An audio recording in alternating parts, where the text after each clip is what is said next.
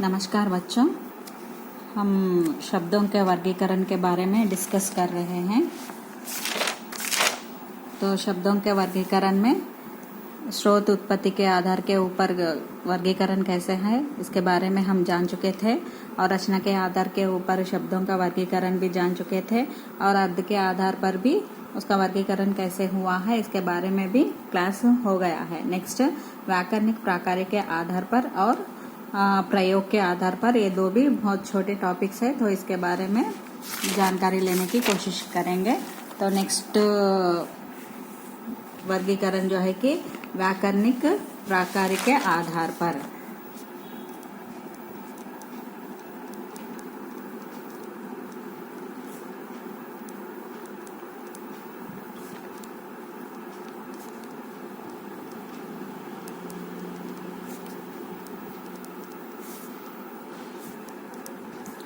व्याकरणिक प्रकार के आधार पर शब्दों का वर्गीकरण कैसे किया गया है इसके बारे में हम जानेंगे।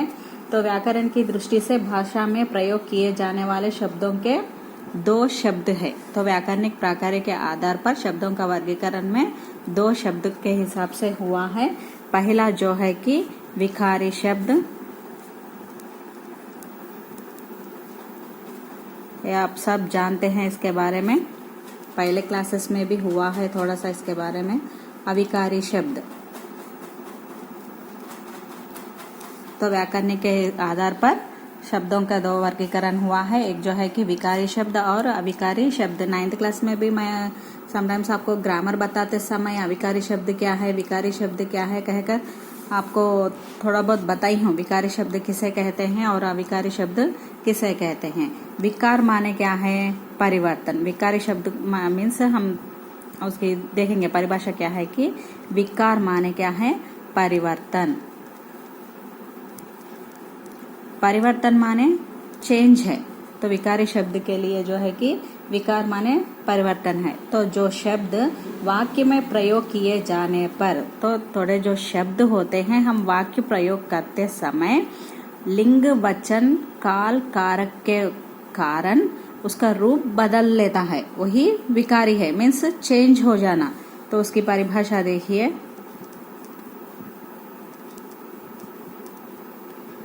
आपको एग्जाम्पल बताने से अच्छा सा समझ में आ जाएगा।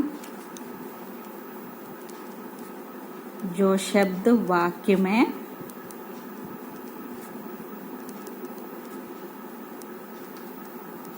प्रयोग किए जाने पर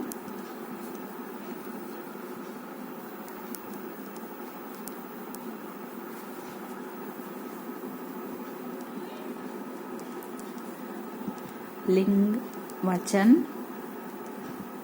काल कारक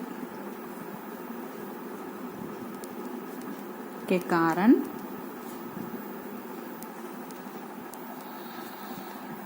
अपना रूप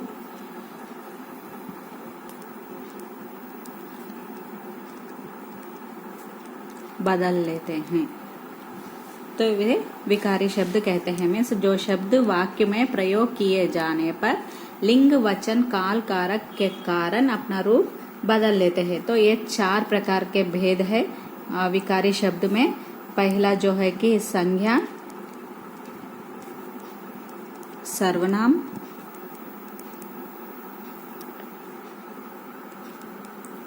क्रिया,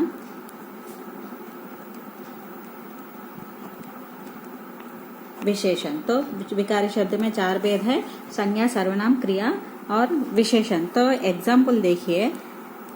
अभी वाक्य में हम बच्चा कहने का शब्द का प्रयोग किए हैं, समझिए। तो लिंग वचन काल कारक के कारण, अगर लिंग बच्चा कहने का एक पुल्लिंग शब्द है और एक वचन है, तो स्त्रीलिंग में लिखते समय इसका रूप कहने का बदल लेता है। तो यहाँ देखिए लिंग के कारण अपना रूप बदल लिया है, और वचन, बच्चा का वचन जो है कि बच्चे है, बच्चों। तो मीन्स यहाँ लिंग के कारण, वचन के कारण, या ये कौन सा काल में है कि उसके कारण ये अपना रूप कहने का पूरा बदल लेता है, वो विकारी है, मीन्स चेंज हो जाता है। और वैसे ही ये संज्ञा है। सर्वनाम में देखिए, सर्वनाम में फॉर एग्जाम्पल हम लिखते समय वह कहकर लिखे हैं। वह कहने का एक वचन शब्द है, तो इसको बहुवचन में हम लिखते हैं तो उसका रूप भी बदल लेता है। वे कहकर रहता है, और उनका है तो उनका लिखते समय उसके रूप बदलते हम उन्होंने कहकर लिखते हैं। और विशेषण शब्द है, समझिए, विशेषण शब्द को ले लीजिए। अगर वो मीन्स थोड़ा फैट है, मेल है, तो उसको क्या कहते हैं, हम मोटा कहते हैं। तो इसको लिंग में अगर स्त्रीलिंग है तो मोटा कहकर नहीं बताते हैं ना, उसको क्या कहते हैं, मोटी कहकर बताते हैं। और अगर वही पुल्लिंग में है, अगर वो थोड़ा सा हाइट है, समझिए, उसको ऊंचा कहते हैं, मीन्स पुल्लिंग, एक वचन। और वही स्त्रीलिंग में अपना रूप बदलते समय ऊंची कहकर बदलाते हैं। और क्रिया में देखिए, क्रिया में आता है कहकर है, तो ये क्या है, पुल्लिंग, एक वचन है। तो अगर स्त्रीलिंग एक वचन में लिखना है, समझिए, तो आता है कहकर नहीं लिखते हैं ना, हम आती है कहकर लिखते हैं। और वही बहुवचन में लिखते समय आते हैं कहकर लिखते हैं। और वही भविष्यकाल में लिखते समय आएंगे कहकर लिखते हैं।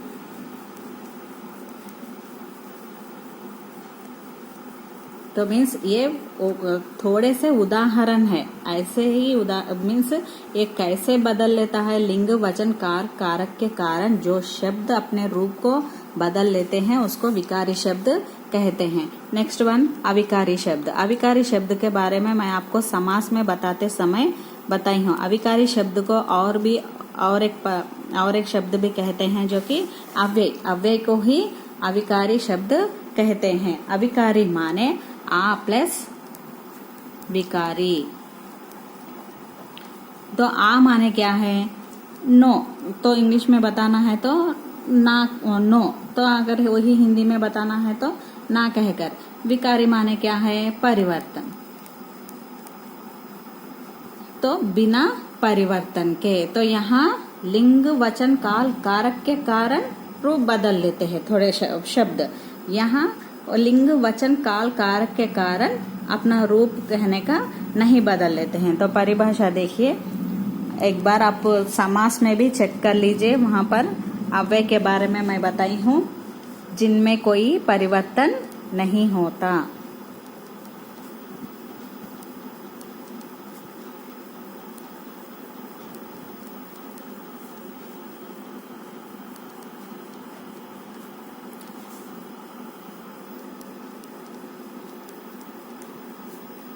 अविकारी शब्द वे होते हैं जिनमें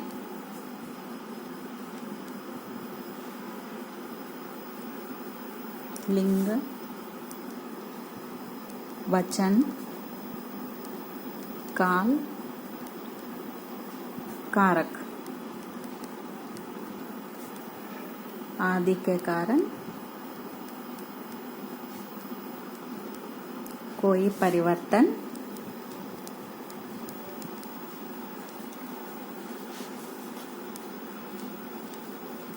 नहीं होता। वे शब्द सदा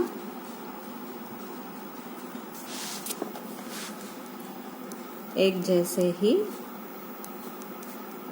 रहते हैं।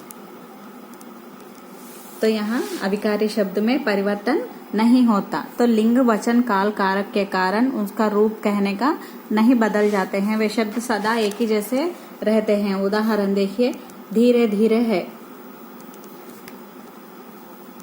तो अविकारी शब्द के भी अविकारी शब्द में 4 भेद है, क्रिया विशेषण, समुचय बोधक, संबंध बोधक और विस्मयादि बोधक। ये 4 भी अविकारी शब्द के नीचे आते हैं। पहले के 4 विकारी शब्द के नीचे होते हैं और दूसरे 4 अविकारी शब्द के नीचे होते हैं क्रिया विशेषण, समुच्चय बोधक, संबंध बोधक और विस्मयादि बोधक। धीरे धीरे कहने का एक क्रिया विशेषण शब्द है। तो यहाँ धीरे धीरे कहने का अविकारी है, परिवर्तन नहीं होता है, लिंग वचन काल के कारक कारण अपने रूप को नहीं बदल लेता है। धीरे धीरे शब्द जो है और बाहर, जल्दी के बाद, के साथ, किंतु, परंतु और व आदि। तो ये एक वाक्य प्रयोग करके बताती हूँ। धीरे धीरे कहकर है, तो इसका रूप कैसे नहीं बदलता है कि देखिए, राजू धीरे धीरे चलता है। तो लिंग वचन काल कारक के कारण अपने रूप को नहीं बदल लेता है। राजू कहने का पुल्लिंग शब्द है, तो धीरे धीरे चलता है।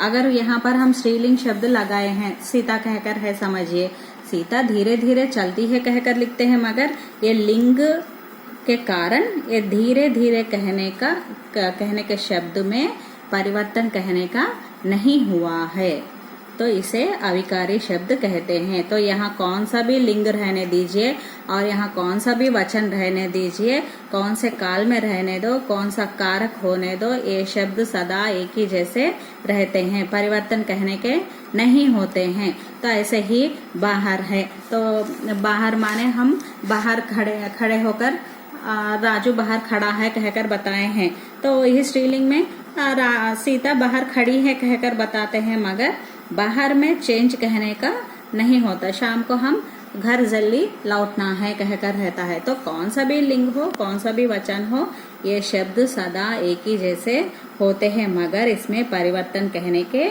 नहीं होते। ये संबंध बोधक है और समुच्चय बोधक और विस्मयादि बोधक, ये चार भी परिवर्तन, बिना परिवर्तन के सदा एक ही जैसे वाक्य में प्रयोग किया जाता है। तो ये विकारी शब्द है और अविकारी शब्द है। तो व्याकरणिक प्राकार के आधार पर हो गया। नेक्स्ट प्रयोग के आधार पर, लास्ट जो है कि प्रयोग के आधार पर। तो प्रयोग के आधार पर शब्दों के दो भेद है। तो हम सामान्य शब्द है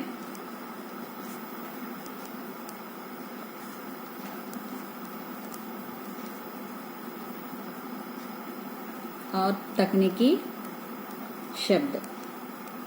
तो प्रयोग के आधार पर शब्दों का दो वर्गीकरण है, दो भेद है, एक सामान्य शब्द और तकनीकी शब्द। तकनीकी शब्द माने टेक्निकल वर्ड्स, तो सामान्य शब्द माने क्या है? सामान्य शब्द माने जो हम आम डेली बात करते हैं ना, आम बोलचाल में बात करते हैं ना, जो शब्द रहते हैं हम दैनिक जीवन में आम बोलचाल के लिए प्रयोग में लाते हैं, उन्हें सामान्य शब्द कहते हैं। जो डेली हम रेगुलरली स्कूल में या घर में या आजू बाजू के नाइबर्स से बात करते हैं ना, वो सारे बोलचाल भाषा है। जो शब्द बोलचाल भाषा में बात करते हैं उसे सामान्य शब्द कहते हैं। मीन्स उसका अर्थ आसानी से हम समझ सकते हैं, जैसे घर है, कपड़ा है, रोटी है, मकान है, किताब है, खाना है, पानी है, ये सारे सामान्य शब्द कहलाते हैं, जो दैनिक जीवन में, डेली लाइफ में जो हम उपयोग, आम बोलचाल मीन्स ऑर्डिनरी बात करते हैं, कॉमन लैंग्वेज जो रहता है उसे सामान्य शब्द कहते हैं। तकनीकी शब्द माने टेक्निकल वर्ड्स। टेक्निकल वर्ड्स माने जिनका जो संबंध होता है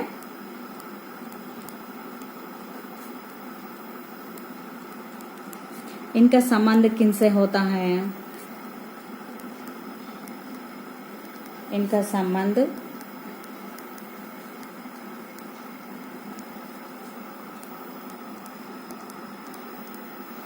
विभिन्न विषयों,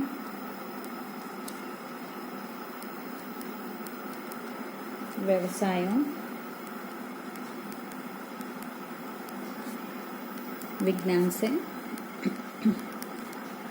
होते हैं। मीन्स ये टेक्निकल वर्ड्स कहने का हम कहाँ कहाँ उपयोग करते हैं, विभिन्न विषयों में, एक्स्ट्रा जो मैटर्स रहते हैं उसके बारे में, नहीं तो पॉलिटिकल्स में, नहीं तो साइंस के बारे में जो वर्ड्स हम जो शब्द को उपयोग करते हैं उसे तकनीकी शब्द टेक्निकल वर्ड्स कहते हैं। तो वो कैसे रहते हैं कि देखिए, विभिन्न विषयों माने प्रशासन को ले लीजिए, मीन्स एडमिनिस्ट्रेशन साइड ले लीजिए।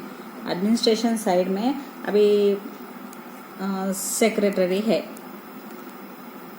तो इसको हम टेक्निकल वर्ड में लिखना है तो सचिव कहकर लिख सकते हैं। मैं सचिवालय कहकर बताते हैं ना, तो सेक्रेटरी माने सचिव है, तो जूनियर है समझिए, उसको कनिष्ठ कहते हैं। तो ये सारे टेक्निकल वर्ड्स मीन्स ये सारे अदर मैटर्स को रिलेटेड होकर रहते हैं। और नेक्स्ट सीनियर, वही सीनियर है समझिए, उसको वरिष्ठ कहकर बताते हैं।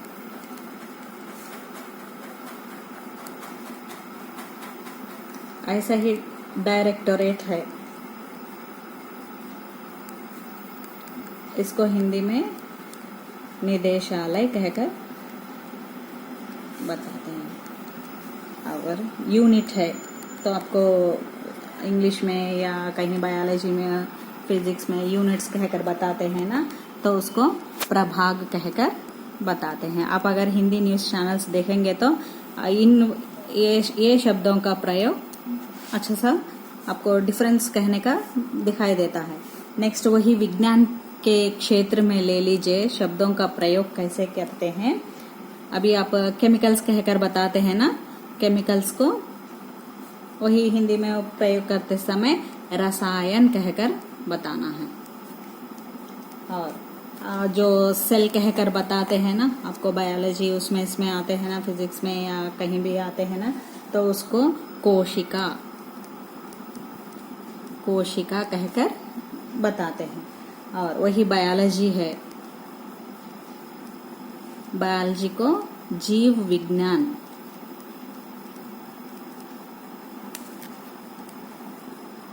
और सिंथेसिस कहकर आता है ना बायोलॉजी में, सारे साइंटिफिकल वर्ड्स है पूरे।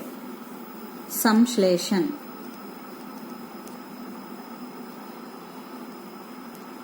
तो ये सारे जो शब्द हैं वो पूरे टेक्निकल शब्द है, तकनीकी शब्द है, टेक्निकल वर्ड्स है। तो ये पूरे विभिन्न विषयों को व्यवसाय और विज्ञान से होते हैं। तो ये शब्दों का वर्गीकरण आपको हो गया, जो टॉपिक शब्दों का वर्गीकरण है कंप्लीटली हो गया है। नेक्स्ट टॉपिक जो है कि नेक्स्ट टॉपिक हम कारक के बारे में जानेंगे, उसके बाद में से हम काल के बारे में देखेंगे। तो काल के बारे में अब जानना है तो पहले थोड़ा सा कारक के बारे में भी डीपली जाना है हम। तो उस टॉपिक के बारे में जब आपको क्लास चलता है तो मैं आपको एक्सप्लेन करूंगी। धन्यवाद।